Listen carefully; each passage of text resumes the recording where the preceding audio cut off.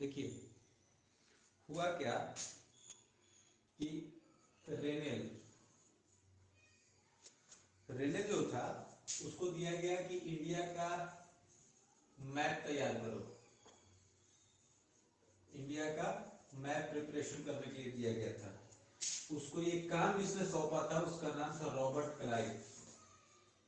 Robert Clive, उसका ये मतलब था कि इंडिया का मैप उस ढंग से तैयार करो कि जिसमें दिखाया जाए कि ये एरिया ब्रिटिश डोमिनेंट में है। ठीक, तो भारत का फर्स्ट गवर्नर जनरल कौन था? Warren Hastings. कौन था? Warren Hastings. और last Lord Mountbatten. Lord Mountbatten. ठीक है। 1817 में एक जो फिलोसोफर था ब्रिटिश का, स्कॉटलैंड का था, ठीक है, स्कॉटलैंड का एक फिलोसोफर था और इकोनॉमिस्ट था, पॉलिटिक्स पे एनालिसिस करता था, उसका नाम था जेम्स मिल। जेम्स मिल ने हिस्ट्री को 3 पार्ट में बांटा, एक को रखा हिंदू, दूसरे को रखा मुस्लिम और तीसरे को रखा ब्रिटिश।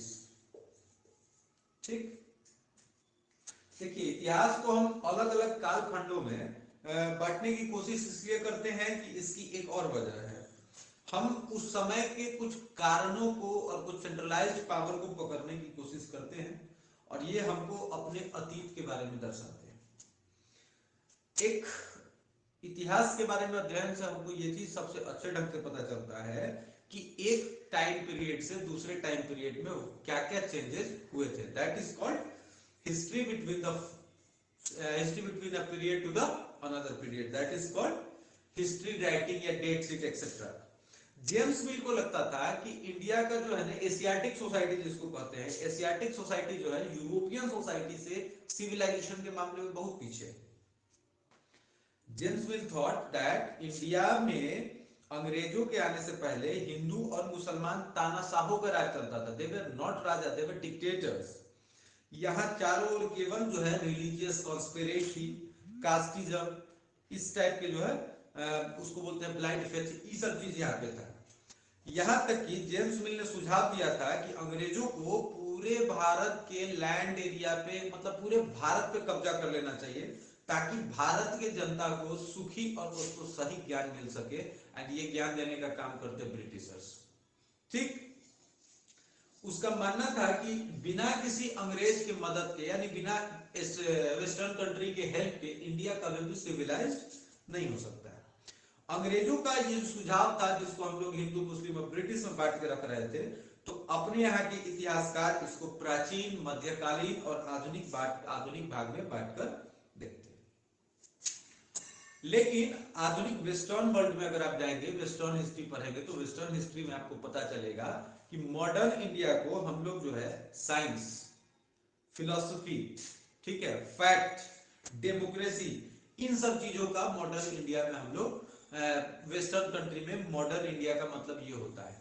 लेकिन इंडिया में मॉडर्न इंडिया का मतलब होता है जब हम आजादी की तरफ बढ़ रहे थे, that was the modern India. अंग्रेज जो है, अंग्रेजों का जो शासन वाला जो एरिया था, उस शासन वाला जो एरा था, सॉरी एरिया नहीं, शासन का जो एरिया था उसको हम लोग कॉलोनियल एरा भी कहते हैं। अंग्रेज ने भारत को जीता, यहाँ के लोकल नवाब राजाओं को, उनको सप्रेस किया, उसको दबाया और अपना राज स्थापित किया। उन्होंने राजाओं को ही नहीं, उन्होंने यहाँ के इकोनॉमिक सिस्टम को भी डिस्टर्ब किया था। उसने अपने सारे के सारे खर्चों के लिए भारतीयों से रेवेन्यू कलेक्ट किए और ब्रिटिश शासन के कारण यहाँ का एक मूल्य, मान्यताओं और पसंद नापसंद, रीति रिवाज, ये सब तौर तरीका में बदलाव आ गया। मतलब यह चीज कि वो किसी चीज को जो हमारा रिचुअल होता था उसको ब्लाइंड फेथ कहता था, तो बहुत चीजों में चेंजेस आने शुरू हो गए। जब एक देश पर दूसरे देश के दबदबे की वजह से इस तरीके का पॉलिटिकल, इकोनॉमिकल और सोशल चेंज आते हैं, दैट इज कॉल्ड कोलोनलाइजेशन। ठीक, कोलोनलाइजेशन का मतलब क्या हुआ कि वैसा चेंज जो किसी एक देश पे दूसरे देश के द्वारा स्थापित किया जाए, वो चेंज हो सकता है रीजनल, कल्चरल, पॉलिटिकल, इकोनॉमिकल, इस सब चीजों में जो चेंज आएंगे दैट इज कॉल्ड कोलोनलाइजेशन यानी औपनिवेशिकरण। अंग्रेज अंग्रेज जो है एक उनका जो रूल था जिसको हम लोग ब्रिटिश रूल कहते थे, ब्रिटिश रूल के द्वारा तैयार किया गया जो है गवर्नमेंट का रिकॉर्ड जो है वो हिस्टोरियंस का एक सबसे इंपॉर्टेंट औजार कह सकते हैं, माना जाता है, जिसकी वजह से वो उस समय की हिस्ट्री को देख सकते हैं।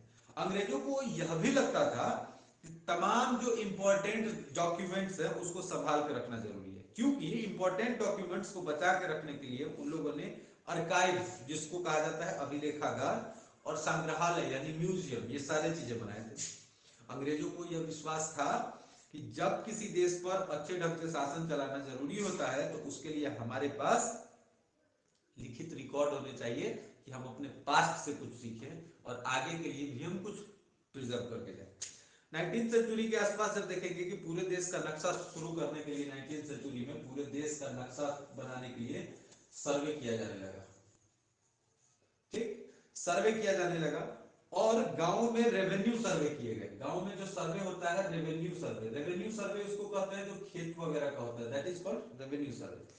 इसमें देखा जाता था क्या क्या चीज पे रेवेन्यू सर्वे करता था, तो ये लोग धरती की सतह देखते थे, मिट्टी की गुणवत्ता देखते थे, वहां का फ्लोरा और फौना देखते थे, और लोकल हिस्टोरियन से वहां के फैसलों का पता लगाया जाता था कि यहाँ के लोग जो है किस तरीके से फैसला करते हैं, क्या सिस्टम है जब वो एक दूसरे के साथ डिस्प्यूट को रिजॉल्व करते हैं। उसके बाद सेंसस करवाया, सेंसस करने के बाद सेंसस में जनगणना करवाया, जनगणना कराने के बाद उसको उस बात की जानकारी हुई कि सभी प्रांतों में रहने वाले जो लोग हैं उनकी संख्या, उनकी जाति, उनके इलाके, उनका व्यवसाय, इन सब के बारे में जानकारी इकट्ठा की जाती थी। तो आज भी जब जनगणना होती है तो सरकार उसमें सारी सारी बातें पूछता है। इसके अलावा वहां का वेजिटेशन का सर्वे किया गया, बॉटनिकल सर्वे किया गया, आर्कियोलॉजिकल सर्वे किया गया, ह्यूमन सर्वे किया गया, फॉरेस्ट सर्वे किया गया, बहुत सारे सर्वे किए गए। इन सब सर्वे से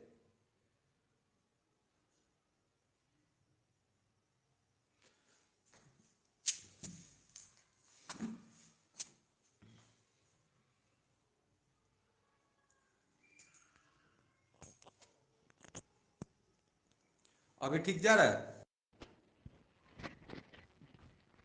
हाँ, मैसेज में बताओ अभी ठीक जा रहा है कि नहीं।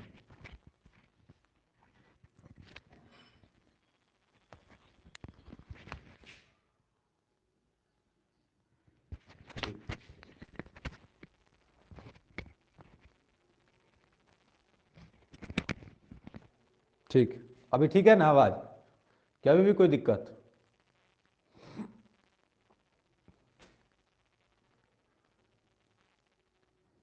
ठीक, तो बहुत सारे सर्वे किए। उसके बाद उन्होंने क्या किया कि जैसे जैसे प्रिंटिंग का, प्रेस का डेवलपमेंट होता चला गया, तो प्रिंटिंग प्रेस का डेवलपमेंट हुआ। उसके बाद लोगों के बीच में पेपर आए, न्यूज़पेपर छपने लगे। न्यूज़पेपर के बाद लोगों को अपने थॉट एक से दूसरे तक फैलाने का मौका मिला। पॉलिटिशियन, रिफॉर्मर्स ने, politician can be reformer but reformer can not be politician. बाद में वो जो हो जाए सो हो जाए, लेकिन रिफॉर्मर रिफॉर्मर होता है, पॉलिटिशियन पॉलिटिशियन होता है। जो वहां के पोएट थे, रामधारी सिंह दिनकर थे, इस टाइप के जो भी हमारे पास पोएट लोग थे, उन लोगों ने अपने अपने भावनाओं को व्यक्त करने के लिए कविताएं लिखी। बहुत सारी चीजों का डेवलपमेंट हुआ, लोगों के पास अपने विचारों को पहुंचाए जाने लगे। ठीक, ये सारी चीजें हमारे यहाँ डेवलपमेंट की वजह से हुई। अब सवाल उठता है कि अगर कोई आपसे ये पूछे कि कोशिश ये कर सकते हैं कि जेम्स मिल ने भारतीय इतिहास को जिस तरह कालखंड में बांटा है उसमें क्या समस्या है ना? The periodization made by James Mill what are the hazards in this, क्या क्या उसमें नुकसान के लिए है? तो जेम्स मिल ने भारत के इतिहास को 3 काल में बांटा था। कौन कौन? हिंदू, मुस्लिम, ब्रिटिश। इसमें कुछ समस्या है। समस्या ये था कि किसी भी, एक बात तो ध्यान रखिए कि किसी भी समय को आप उसके शासक के हिसाब से नहीं देख सकते हैं या धर्म के हिसाब से नहीं देख सकते हैं, क्योंकि धर्म के हिसाब से आप किसी का रूल नहीं गाइड कर सकते। हो सकता है कि एक धर्म में रहने वाला जो रूलर है वो जो है वो रूलर मतलब अधार्मिक भी हो सकता है, धर्म से उसका कोई लेना देना नहीं है।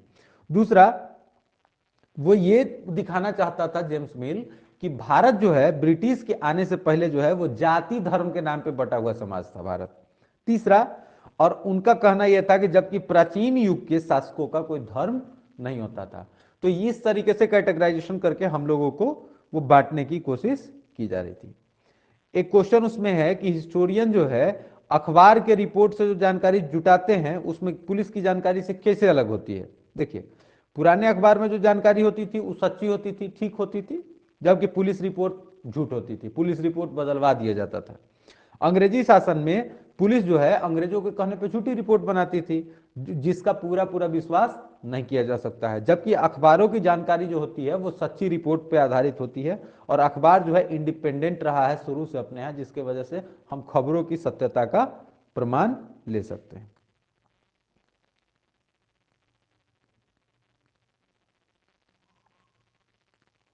ठीक, उसके बाद देखिए,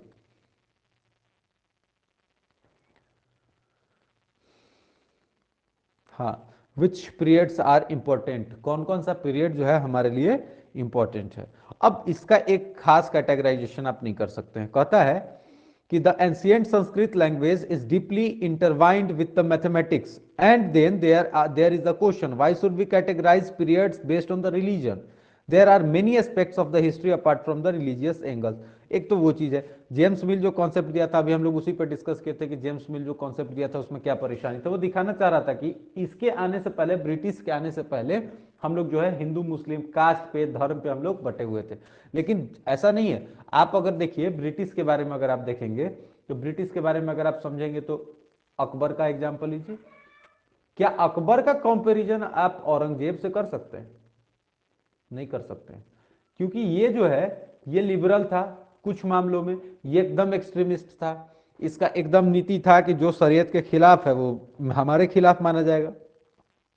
ठीक है, तो इस तरीके के डॉक्यूमेंट से हमको जो जानकारियां प्राप्त होती है that is called why do we need a, क्या चीज, क्या नाम था, why do we need a periodization, क्या था चैप्टर का नाम, क्या था इसका?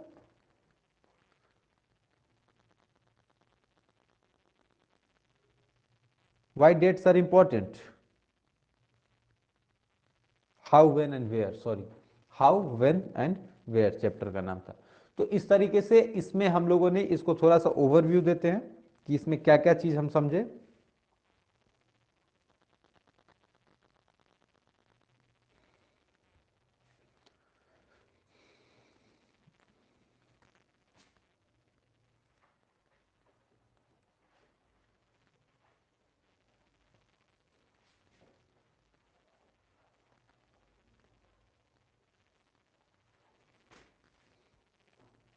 इसमें हमने क्या क्या समझा। सबसे पहले समझिए, रॉबर्ट क्लाइव रेनेल को ठीक, क्या किस काम के लिए सौंपा? मैप बनाने के लिए। ठीक, मैप बनाने का काम सौंपा। ठीक, रेनेल को जो मैप बनाने के लिए सौंपा गया तो रेनेल ने उससे पहले पूरे भारत का सर्वे किया। सर्वे के टाइप होते थे, ठीक है, सर्वे में एक सेंसस होता था, एक रेवेन्यू सर्वे होता था। ठीक, सेंसस में इस बात की जानकारी ली जाती थी कि उसका रूल कैसे होता था, रूल किस तरीके से वो लोग करते थे और उनका कल्चर किस तरीके का था। रेवेन्यू में उन लोगों ने कई तरीके की बातें देखी थी। रेवेन्यू में उन लोगों ने देखा था कि लैंड कैसा है, फर्टिलिटी कैसी है, ठीक, लैंड लैंड कैसा है, फर्टिलिटी कैसा है, उसके बाद वहां का फ्लोरा और फौना, ये सारी चीजों का सर्वे उन लोगों ने करा रखा था। अब उसके बाद हमारे पास आ गया जेम्स मिल। जेम्स मिल का जो कॉन्सेप्ट देख रहे थे हम लोग, जेम्स मिल आया। जेम्स मिल ने हमको कब, 1817 में आया। जेम्स मिल एक वैसा ही अंग्रेज था जैसा लोगों को लगता था कि अंग्रेज कैसा हो सकता है, तो जेम्स मिल से सीख सकते हैं। आते आते हमारे सोसाइटी को 3 भाग में बांट दिया, हिंदू, मुस्लिम, ब्रिटिश। इसका नुकसान ये हुआ, इसका फायदा कम नुकसान हमको ज्यादा है। बाद में यही चीज हो गया एंशिएंट, मिडाइवल और मॉडर्न। लेकिन वेस्टर्न में मॉडर्न का कल्चर अलग है कि वेस्टर्न में किस तरीके से आप मॉडर्न को देखते हैं। अगर आप यूरोप की तरफ चलेंगे तो उन लोगों का अपना तरीका है देखने का, और उस समय वो लोग क्या क्या देखते थे, इक्वालिटी को देखते थे। जहां हमारे लिए फ्रीडम सबसे इंपॉर्टेंट था, उस समय वहां पे इक्वालिटी, उसके बाद आएगा लॉजिक, साइंस, इन सब चीजों पे ज्यादा ध्यान दिया जा रहा था। ठीक, और जिस भी समय में अगर कोई भी अगर आप बात करेंगे कि कॉलोनियल रूल की बात करें, कॉलोनियल पीरियड या कॉलोनियल रूल की बात करें, तो कहता है कि अंग्रेजी शासन वाले युग को हम लोग कॉलोनियल एज कहते हैं या कॉलोनियल एरा कहते हैं। यहां पे आने के बाद सबसे पहले अंग्रेज क्या किया, यहाँ के रूलर, जो लोकल रूलर्स थे उसको कब्जा किया, यहाँ के इकोनॉमी को डिस्टर्ब किया। ठीक है, इकोनॉमी को डिस्टर्ब करने का मतलब ये हो गया कि यहाँ का जितना लोकल बिजनेस वगैरह था उसको जो है पहले डैमेज करना शुरू कर दिया उन लोगों ने, क्योंकि यहाँ का बहुत, हम लोगों का कल्चर बड़ा रिच हेरिटेज वाला कल्चर था। लेकिन तब भी जब रिच हेरिटेज वाला कल्चर था, लेकिन यहाँ आने के बाद कहा जाता है कि किसी देश का आप देश को नुकसान पहुंचाना चाहते हैं तो पहले उसकी इकोनॉमिकल सिचुएशन को आप खराब कर दीजिए। ठीक है, तो ये सारी चीजें हैं। उसके बाद ऑफिशियल रिकॉर्ड्स को प्रिजर्व रखता था। ऑफिशियल रिकॉर्ड को प्रिजर्व रखने के लिए उसको कहा जाता था, वो कहां पे रखता था, आर्काइव में, ARCHIVE, आर्काइव में या फिर म्यूजियम में। ठीक, इन सब चीजों में वो जमा करके रखते थे ताकि उसमें जानकारी मिल सके। लेकिन हमारे जो हिस्टोरियन होते थे इसको एनालाइज करते थे, लेकिन इसके पुलिस रिपोर्ट को एनालाइज नहीं करते थे। पुलिस रिपोर्ट को एनालाइज नहीं करने के पीछे लॉजिक ये था कि पुलिस रिपोर्ट बदलवा दी जाती है। आज भी कई जगहों पे पुलिस रिपोर्ट बदलवा दी जाती है, जिनके पास पैसा, मनी पावर है तो वो पुलिस रिपोर्ट को चेंज करा देते हैं। इसलिए पुलिस रिकॉर्ड पे भरोसा नहीं किया जा सकता है। फिर हमारे पास आ गया अंग्रेजों का दिया हुआ प्रिंटिंग। अब जब हमारे पास प्रिंटिंग कल्चर की शुरुआत हुई तो हम लोगों ने अपने थॉट को एक जगह से दूसरे जगह स्प्रेड करना शुरू कर दिया। तो हम लोगों ने न्यूज़पेपर निकाले, उसके बाद हम लोगों ने जर्नल्स निकाले। न्यूज़पेपर जो है डेली जाता था, जर्नल्स जो है कुछ पत्रिकाएं जर्नल्स होती थी, कुछ पत्रिकाएं दैनिक होती थी, जिसको दैनिक जाता था उसको हम लोग समाचार पत्र कहते थे। कुछ पत्रिकाएं मासिक होती थी, कुछ साप्ताहिक होती थी। सप्ताह भर मेहनत करने के बाद लिख के जाते थे। तो कई लोगों के पास, क्योंकि भारत गरीब था, सब लोगों के पास टेलीविजन की कमी थी, सब लोग टेलीविजन नहीं देखते थे, टेलीविजन था ही नहीं, गांव भर में किसी एक आध दो आदमी के पास रहा तो रहा। वो लोग क्या करते थे, वहां पे इत्मीनान से शांति से बैठते थे, शांति से बैठ के टेलीविजन देखते थे, और उसको देखने के बाद अब बहुत कम लोगों के पास पहुंचा। लेकिन न्यूज़पेपर जाता था तो न्यूज़पेपर रखा रहता था, कोई भी पढ़ लेता था। न्यूज़पेपर स्वतंत्र रखा गया था। उसके बाद हमारे यहाँ आया था वर्नाकुलर प्रेस एक्ट, बाद में हम लोग देखेंगे उसको। इसमें प्रेस पे सेंसरशिप लगा दिया गया था, पहले प्रेस स्क्रूटनी होगा तब जाएगा। ये वर्नाकुलर प्रेस एक्ट में आया था। अब इसमें हम लोग धीरे धीरे धीरे धीरे, तो ये आपके चैप्टर 1 का इतना ही कॉन्सेप्ट इसमें पढ़ना है। ठीक, चैप्टर 1 में सिर्फ और सिर्फ इतना ही कॉन्सेप्ट है, इसके ज्यादा का कॉन्सेप्ट इसके अगले चैप्टर में। देखिए, फ्रॉम ट्रेड टू टेरिटरी में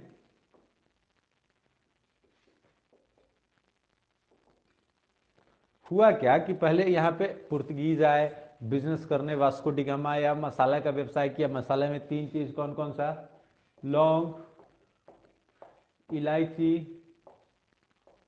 काली मिर्च। ठीक, लौंग, इलायची, काली मिर्च। इसलिए आप नहीं सुने होंगे कि पुर्तगाली सबको जो है, पुर्तगीज में जो है कोरोना फैला है, होगा सब पहले ही जो है क्या बोलते हैं, काढ़ा का सामान यहाँ से ले गया हुआ था। ठीक है, तो लौंग, इलायची, काली मिर्च, सबसे पहले ट्रेडिंग किसी चीज का हुआ था तो लौंग, इलायची, काली मिर्च, ये ध्यान में रखिएगा, पुर्तगीज के द्वारा। पुर्तगीज गए, वो लोग फिर गए, फिर हमारे पास जब ब्रिटिश आना शुरू हो गए, तो ब्रिटिश जब हमारे यहाँ पहुंचे तो ब्रिटिश लोगों का काम क्या था, ये यहाँ पे ट्रेडिंग करने आए थे।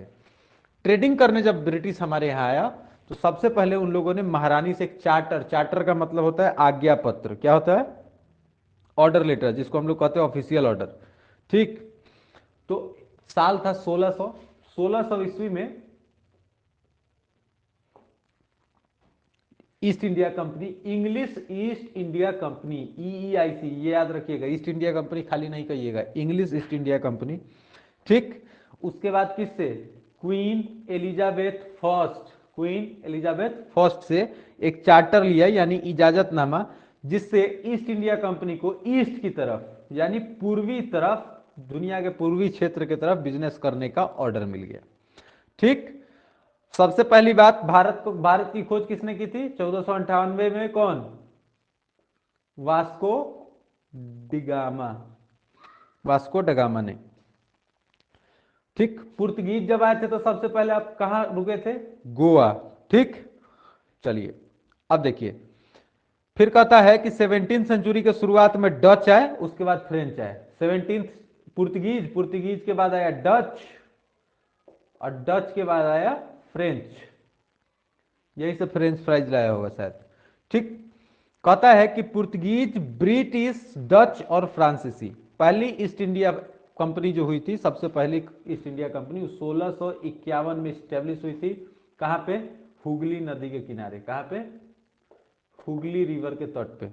ठीक, उस समय में जो लोग व्यापार करने आते थे, जिसको हम लोग ट्रेडर्स कहते थे, ट्रेडर्स को उस समय में क्या कहा जाता था? ट्रेडर्स को उस समय कहा जाता था फैक्टर। क्या कहा जाता है? फैक्टर। 1696 आया, 1696 में जो है फैक्ट्री की किलेबंदी शुरू हुई। बता रहे थे एक बार आप लोगों को, फैक्ट्री जो था ना, फैक्ट्री जो था उसको वेयर हाउस की तरह इस तरीके से कब्जा करने लगा, लोग घेर दिया जाने लगा, उसकी बाउंड्री की जाने लगी। 1698 में जो ब्रिटिशर्स से अंग्रेज अफसर को, मुगल अफसर को रिश्वत देकर 3 गांव की जमींदारी खरीद ली थी। ठीक है, एक था कालीकाट, एक मुर्शिदाबाद करके कुछ था, नाम भूल रहे हैं उसका। ठीक, वो धोखा से खरीद लिया था। इसमें से एक गांव कालीकता था, जो बाद में अभी वर्तमान का कलकत्ता है।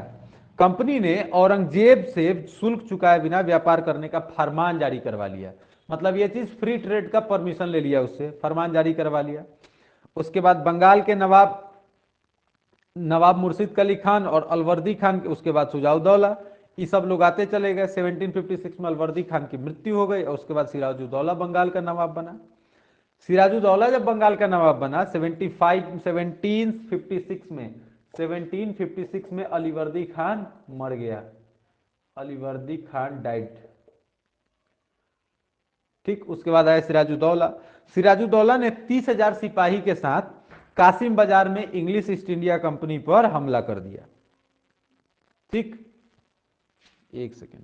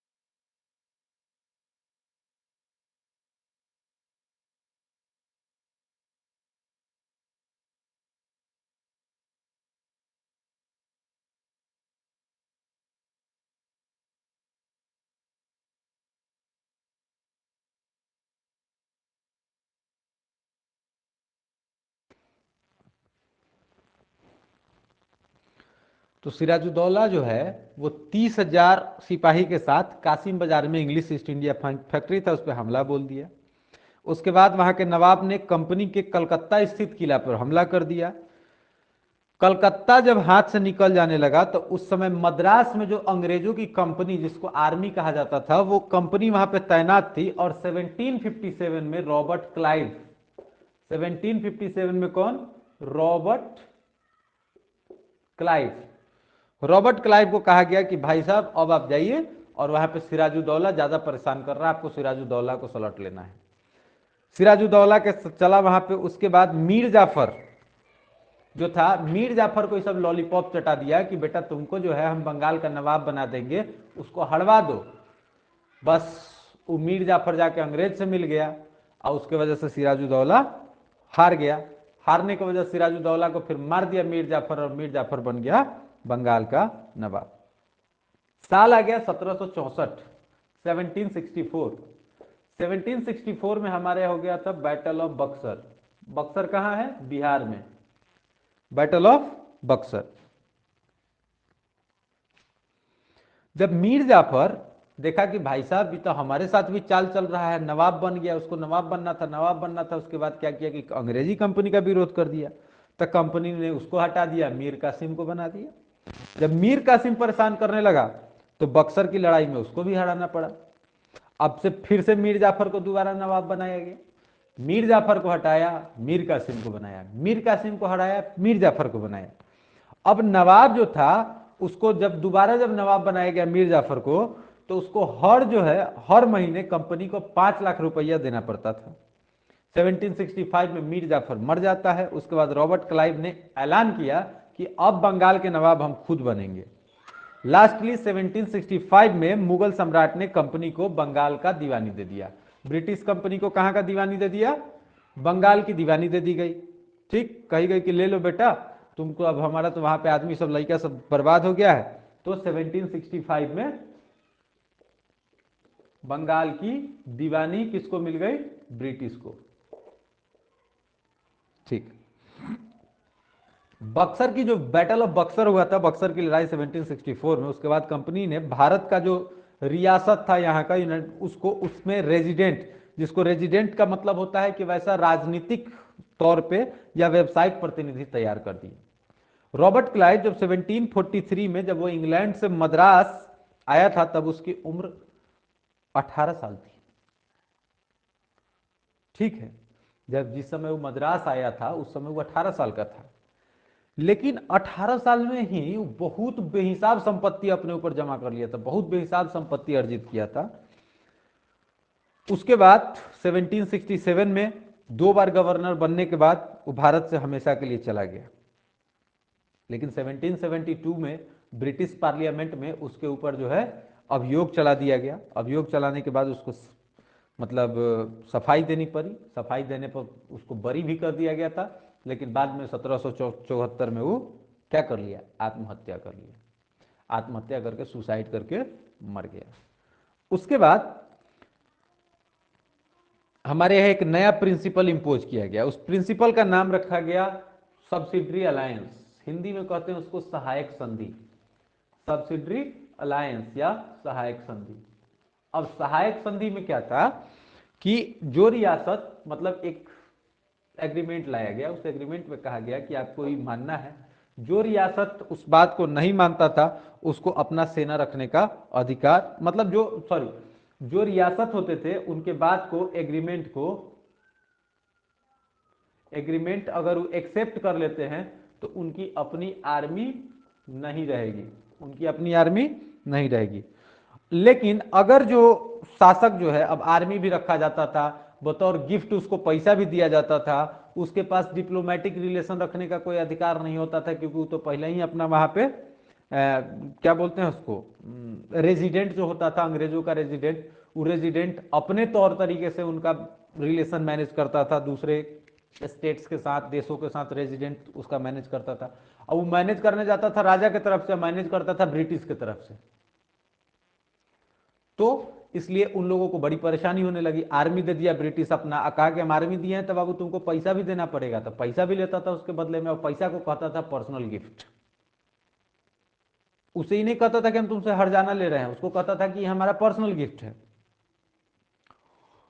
जो शासक इस गिफ्ट को देने में नाकाम रह जाते थे, फेल हो जाते थे, तो जुर्माने के तौर पे कंपनी उनका इलाका अपने कब्जे में ले लेती थी। जैसे अवध एक बहुत बड़ा क्षेत्र था, अवध का नवाब का आधा इलाका 1801 में हैदराबाद के कई इलाके इसी आधार पर छीन लिए गए। इसी बीच साउथ में हमारे एक बहुत अच्छे जानकार आदमी थे, हम बहुत उनको मानते थे, उस समय हम लोग बचपन में बहुत साथ में खेले थे। नाम था उनका टीपू सुल्तान। टीपू सुल्तान 1782 से 1799 तक था, और उसके समय में उसके बाप के समय से ही, जिसका नाम था हैदर अली, 1761 1782, हैदर अली 1761 से 1782 तक टीपू सुल्तान 1782 से 1799 तक था। दोनों बाप बेटा मिलकर एकदम गर्दा उड़ा दिया था अंग्रेज सबका, ठीक है। हम लोग साथ में खेलते थे, उसको हम ही ट्रेनिंग दिए थे, शेर का मुंह पकड़ के फाड़ देने का, ये सब ट्रेनिंग हम दिए थे उसको। तो 1785 में टीपू सुल्तान ने जो पोर्ट एरिया था उससे चंदन की लकड़ी, ब्लैक पेपर और कार्डमम, इन तीनों के एक्सपोर्ट पे रोक लगा दिया। टीपू सुल्तान भारत में रहने वाला जो फ्रेंच लोग था उनके साथ बहुत अच्छा दोस्ती किया, और दोस्ती करने के बाद अपने आर्मी को कहा कि तुम ट्रेन करो मेरे आर्मी को। तो फ्रेंच वाला सब उसके आर्मी को ट्रेन किया।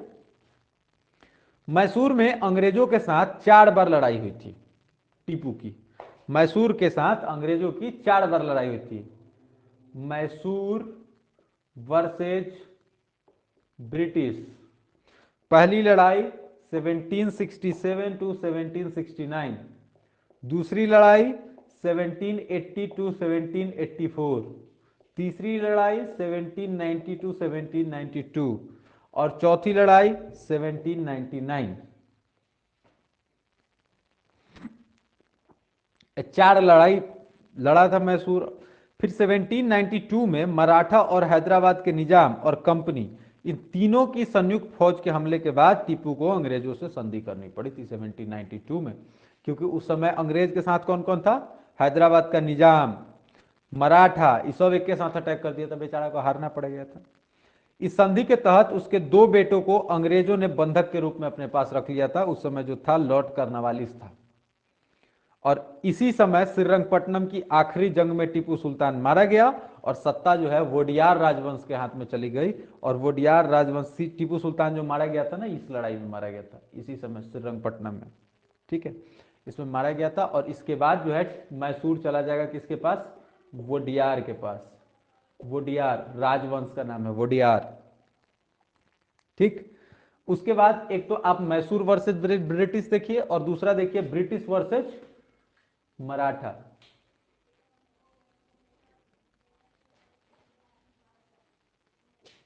ब्रिटिश वर्सेस मराठा, नहीं, इसको अलग लिखेंगे, Maratha versus British, Maratha versus British.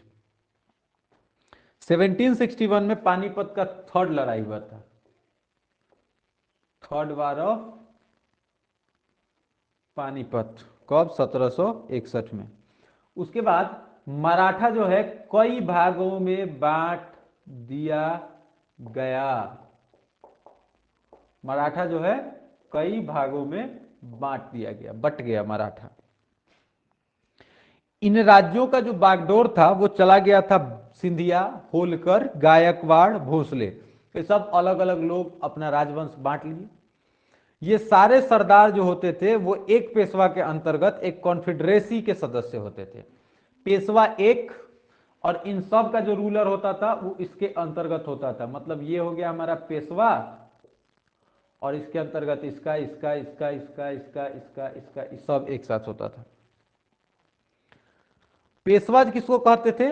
जो सैनिक और प्रशासनिक प्रमुख होता था, और वो रहता था पुणे में। पेशवा कहां रहेगा? पुणे में, पुणे में। और ये किस किस चीज को देखेगा? पॉलिटिकल मैटर को देखेगा, ठीक, एडमिनिस्ट्रेटिव मैटर को देखेगा, और आर्मी देखेगा।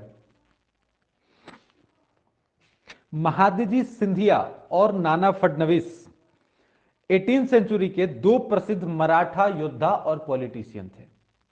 मराठाओं के साथ अंग्रेजों के 3 युद्ध हुए थे, जिसमें पहला युद्ध हुआ था 1782 में, 1782 में, 1782 में। और इस समय एक एग्रीमेंट हुआ था, उसको हम लोग कहते हैं सालबाई एग्रीमेंट, सालबाई की संधि। दूसरा हुआ था अंग्रेज के साथ मराठा का 1803 से लेके 1805 तक चला था, ठीक। इसमें क्या हुआ था कि उड़ीसा, यमुना के उत्तर में स्थित आगरा और दिल्ली, कई को जो मराठा के कब्जा में थे ये चले गए अंग्रेज के हाथ में। कौन कौन? Orissa, Delhi and area of Yamuna, Yamuna के पास का एरिया चला गया अंग्रेज के हाथ में। तीसरा जब लड़ाई हुआ था 1817 टू 1819, 2 साल वाला, इसमें जो है मराठा का ताकत बुरे तरीके से नुकसान किया गया था और पेशवा को पुणे से हटा के कानपुर भेज दिया गया था। पेशवा पूना रहता था, अब चल जाएगा कानपुर, उत्तर प्रदेश। इस पर एक जगह था, उसका नाम था बिठूर। अब यहीं से हम लोग सीखेंगे रानी लक्ष्मीबाई के बारे में। और विंध्यन रेंज के पूरे भूभाग पर कंपनी का नियंत्रण हो गया। अब हमको कोई बताएगा कि विंध्यन रेंज कहां पे है? विंध्यन इलाका किधर में है? उत्तर प्रदेश के साइड का जो प्लेटू है उसको हम लोग विंध्यन प्लेटू कहते हैं। ठीक है, उत्तर प्रदेश के साइड के जो प्लेटू हैं वो विंध्यन प्लेटू कहलाते हैं। मध्य प्रदेश आता है उसके हिस्से में, लेकिन विंध्यन प्लेटू उधर में। इसको मिटाएं।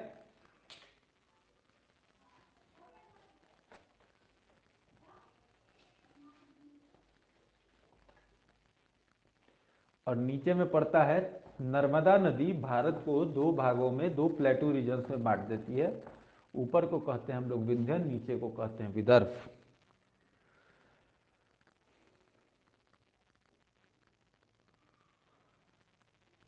अब एक और सिद्धांत उसने लाया, supremacy of, principle of supremacy. Principle of supremacy कौन स्टार्ट किया था? Lord Hastings. Lord Hastings and Warren Hastings both are different. 1813 से लेके 1823 तक था। इसने एक पॉलिसी बनाई सुप्रीमेसी का। सुप्रीमेसी को हम लोग हिंदी में कहते हैं सर्वोच्चता, सबसे ऊपर, ब्रिटिश। कंपनी का यह दावा होता था उस समय कि सबसे सर्वोच्च कोई है तो वो है कंपनी, और इसलिए वो भारत के स्टेट से ऊपर है। कित्तूर एक जगह था कर्नाटक में, कित्तूर, उसकी जो रानी थी उसका नाम था चेन्नम्मा। कित्तूर की जो रानी थी उसका नाम था चेन्नम्मा। चेन्नम्मा ने इसके प्रति जो है प्रतिरोध जारी रखा था। अब उसने क्या हुआ कि रानी ने अंग्रेजों का विरोध किया, लास्ट में 1824 में उनको अरेस्ट किया गया और 1829 में जेल में वो मर गई। चेन्नम्मा के बाद कित्तूर में एक जगह था संगोली, वहां का जो चौकीदार था उसका नाम था रायन्ना। उसने भी रानी का जो बदला था उसको जारी रखा था। लास्ट में उसको 1830 में फांसी दे दिया गया। 1830 के लास्ट के डिकेड में कंपनी को रशिया के प्रभाव से डर हुआ, इसलिए उसने 1838 टू 1842 के बीच में अफगानिस्तान के साथ खूब लंबी लड़ाई लड़ी। वहां इनडायरेक्ट रूल किया, डायरेक्ट रूल नहीं किया, क्योंकि उसको भारत हाथ से जाने नहीं देना था। तो कब किया? 1838 टू 1842 के बीच में। कहा? अफगानिस्तान पे। ठीक। 1843 में कहा? सिंध पे। इसके बाद पंजाब की बारी, लेकिन महाराजा रंजीत सिंह की वजह से वहां पे उनका दाल नहीं गला था और 1839 में उनकी मृत्यु हो गई। उसके बाद 2 लंबी लड़ाई हुई और 1849 में पंजाब भी उनके हाथ से चल गया। ठीक, ये हो गया। उसके बाद था आपका विलय की नीति। उसमें कहा गया डॉक्ट्रिन ऑफ लैप्स, जिसको हम लोग कहते हैं। डॉक्ट्रिन ऑफ लैप्स में कहा गया था कि अगर कोई शासक जिसकी मृत्यु हो जाती है और उसका कोई पुरुष वारिस ना हो, दैट मीन्स कि अगर कोई आपका लीगल हायर ना हो, तो आपका रूल जो है अंग्रेजों के हाथ में चली जाती थी। और आखिरी लहर जो था इसका 1848 टू 1856 के बीच में चला था। उस समय हमारे गवर्नर जनरल थे लॉर्ड डलहौजी। और सबसे पहला अगर कोई राज्य डॉक्ट्रिन ऑफ लैप्स पॉलिसी के तहत कब्जा किया गया था उसका नाम था सतारा। उसके बाद संबलपुर, उदयपुर, नागपुर, झांसी। सतारा 1848 में, संबलपुर 1815 में, 1850 में, उदयपुर 1852, 1853 नागपुर, 1854 झांसी। और लास्ट में मतलब जिसको बोलते हैं अवध, अवध पे भी जो बोला कि तुमको ठीक से एडमिनिस्ट्रेशन चलाने नहीं आ रहा है, उसको भी कब्जा कर लिया गया था।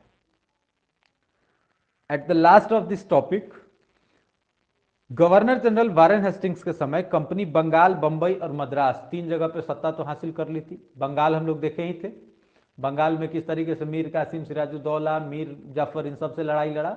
फिर चला गया कहाँ, मद्रास, तो साउथ की तरफ चला गया। फिर चला गया आपका क्या नाम था, बॉम्बे की तरफ, महाराष्ट्र की तरफ, तो उधर भी उन लोगों ने लड़ाई लड़ा, मराठा वार किया।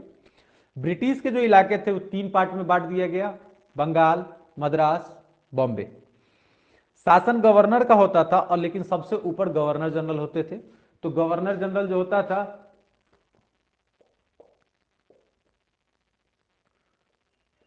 गवर्नर जनरल होता था, उसके नीचे 3 गो होता था गवर्नर। कहां कहां, बंगाल, बॉम्बे और मद्रास, इन 3 जगहों पे होता था। वारेन हेस्टिंग्स ने एडमिनिस्ट्रेटिव और लीगल रिफॉर्म बहुत सारे किए थे। 1772 में नई व्यवस्था के तहत हर जिले में 2 गो कोर्ट की स्थापना करनी थी। कोर्ट 2 प्रकार के होते थे, एक को कहते थे हम लोग फौजदारी और दूसरे को कहते थे हम लोग दीवानी। ठीक,